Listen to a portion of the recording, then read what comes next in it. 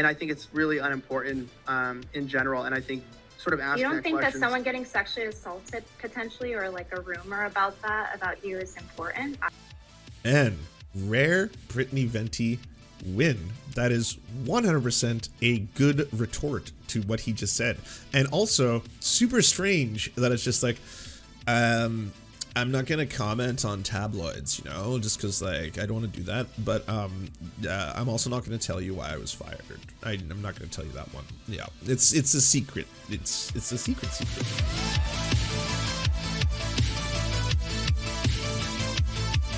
Hey everyone, you know Elijah Schaffer, right? He's the incredibly transphobic weirdo who actually posted a meme of him killing trans kids with the Duke Nukem like titling over the things. Or no, sorry, it was Doom. It was Doom. Super evil guy. Also has made jokes about killing trans kids on his show before live, but they're jokes. He's just joking. He's not actually intending to do anything horrifying.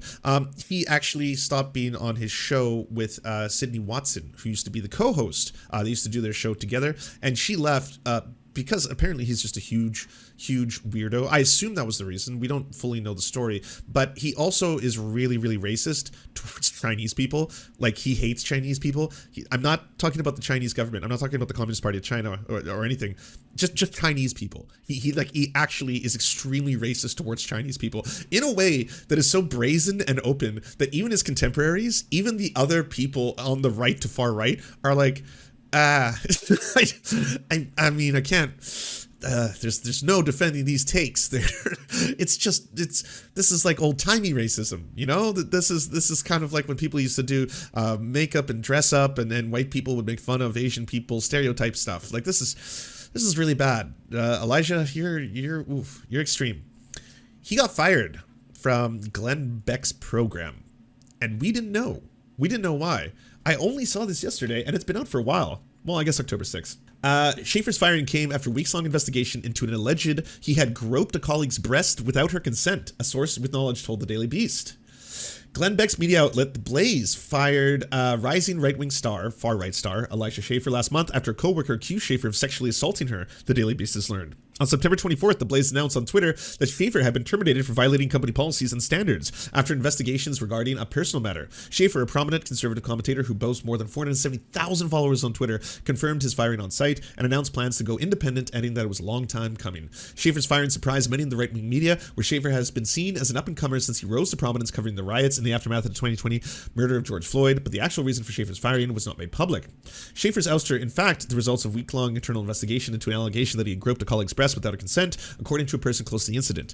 In late August, Schaffer was accused of groping Sarah Gonzalez, another host at The Blaze, without her consent at a film premiere. Schaffer didn't respond to requests for comment. Gonzalez, The Blaze, and Beck, the company's founder, also didn't provide comment. The details of Schaffer's firing first was made public on Tuesday's live stream with Ethan Ralph, a far-right internet personality who has clashed with him in the past. The Daily Beast confirmed the existence of Gonzalez's allegation independently of Ralph. The alleged incident took place on Dallas on August 26th at the premiere of Uncle Tom 2. This is just such a fucking far-right story. Yes, I was fired from my job for sexually assaulting a woman at the premiere of Uncle Tom 2. Yeah, no, you got the name right. Uncle Tom 2. Yeah. Gonzalez and Schaffer were seated next to each other in the theater, according to a picture that Schaffer tweeted before the film. As the film played, according to the complaint made by management at The Blaze and described by the Daily Beast, an intoxicated Schaffer began to grope her breasts. Wow. Damn. Elijah Schaffer, sexual assaulter. Allegedly. And also, my dudes, since we were just talking about positive males shit, don't ever do this. This is sexual assault. Do not grab anyone's breasts who has not consented to you grabbing the breasts. And if they consent to it, I mean, have a wonderful time. I'm sure both parties will enjoy it. If not, you are assaulting another human. And this applies for everything, by the way. This applies to women who grab dudes' crotches. That's happened to me before at clubs. Like, don't just grab people's private parts. Don't just grab women's tits. Don't just, never do that unless you are, consensually requested to. That there's the easiest way to do this. Before the firing, Schaffer has also publicly clashed with Beck, an outspoken Mormon. In May, Schaffer tweeted that members of the Church of Jesus Christ of Latter-day Saints are going to hell because Mormons are not Christians. Oh, sorry, I missed this part. The accusation prompted an investigation at Blaze Media into Schaffer's behavior, according to the person close to the incident, who asked not to be named for fear of being punished for speaking to a media outlet. That investigation culminated in Schaffer's firing in September.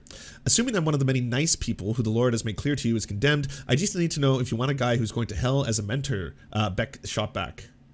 Wow. Schaffer also incited controversy with his reporting style. On January 6, 2021, he joined rioters entering House Speaker Nancy Pelosi's office, where he photographed emails of a Pelosi staffer had left open a computer after fleeing. In tweets after the incident, Schaffer described the rioters as revolutionaries carrying out a revolution.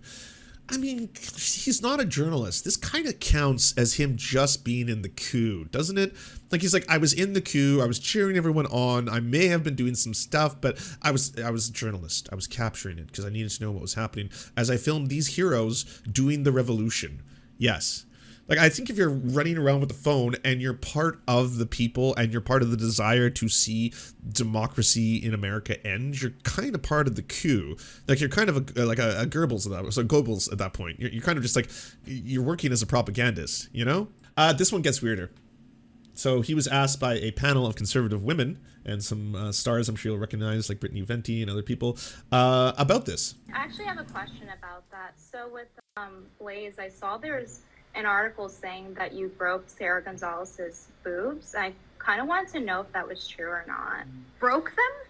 I broke them. Broke them, like touched them. Now, During a movie. I thought you said broke. I was like, what?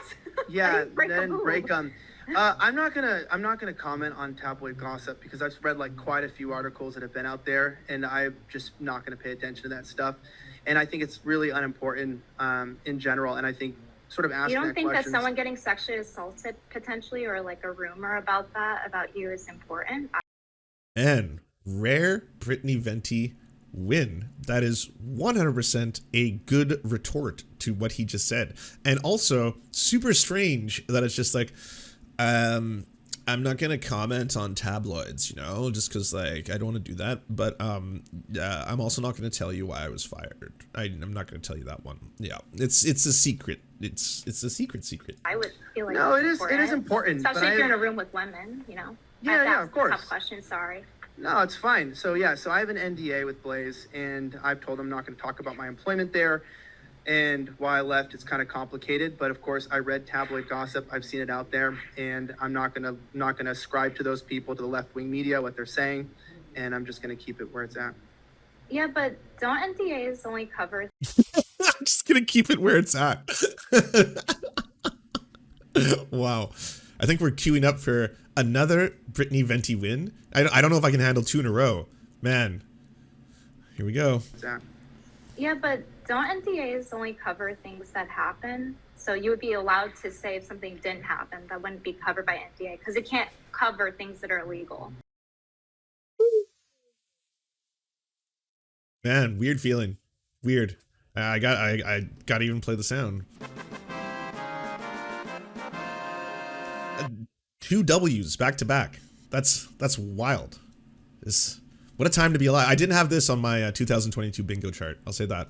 I don't even No, know yeah. what NDA is. Like, Yeah, no, I honestly. can't. I'm not going to comment anything about that at all. Like about leaving there. I have a lot of choice words to say, and I could say a lot of things, but I'm not going to. I talked to the CEO, and I'm just not going to say anything. So.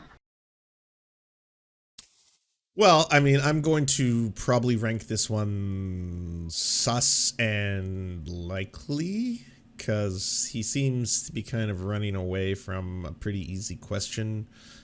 If it's not what it's appearing to be, then maybe you could just say it. You know, you could be, you're wording it in such a way that you don't have to actually confirm or deny it. You're saying, I've seen the tabloids. I'm not going to address tabloid rumors. And it's like, yeah, I'm just asking you personally, though, not tabloids. Just, did you grope this person? Because that, if you didn't, you could just say no, right? It would be very easy to just be like, no, I didn't do that. If it didn't have any kind of legal implication and couldn't potentially get you in further trouble, there's that. Allegedly. Good job on Will Somer, by the way, for covering that. Do you enjoy the Serfs but prefer not to have to use your eyeballs? Many are saying this. Well, we've got the solution for you. It's the Serf Times in podcast form. Available on most major podcasting networks now. If you enjoy it, please consider leaving a good review and feedback because it really helps the show out, apparently, and it's free, just like the podcast. To our gods, Xander Corvus and Peyton L. Juste, we shall spend many a generations building mighty cathedrals in your honor. To our monarch, Tom Spiker, we are but your oafish jesters, here to offer you a laugh at any opportunity.